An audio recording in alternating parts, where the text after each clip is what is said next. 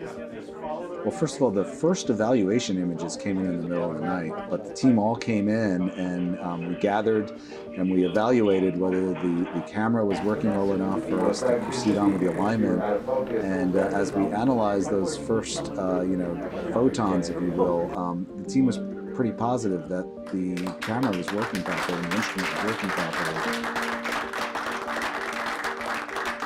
So we picked a star that was very bright and didn't have any stars near it that would contaminate the image. We know that the primary mirror segments aren't aligned, so they actually act like 18 separate telescopes, and we expect to see 18 separate images, one for each mirror, that are a little bit blurry at this point because we haven't aligned or focused anything.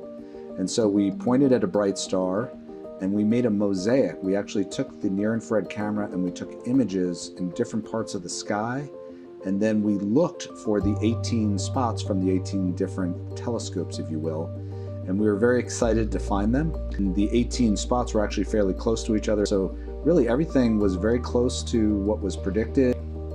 We've identified which of the 18 spots is which mirror. At this point, we even know which ones are from the wings, and it turns out one of the wings, you can actually see those 3 spots are a little farther over, and that's sort of what we expected. So we've identified all 18 spots, and the next step is to make an array of them. And then we're ready to start what we call global alignment, which is when each of those 18 spots will start to be aligned and focused. And that's sort of the last step before we take those 18 spots and put them on top of each other to start forming a single star going through the 18 separate telescopes. That's the work that will be starting soon.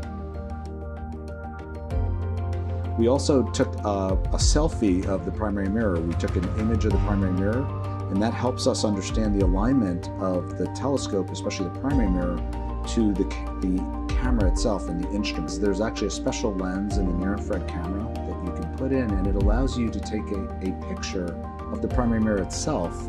And in this particular case, one of the segments is pointing at a star, so that is the segment that lights up.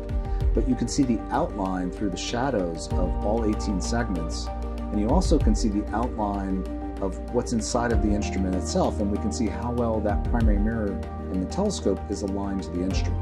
And that gives us some initial confidence that the alignment looks good, and that's a good starting point for doing the alignment of the telescope.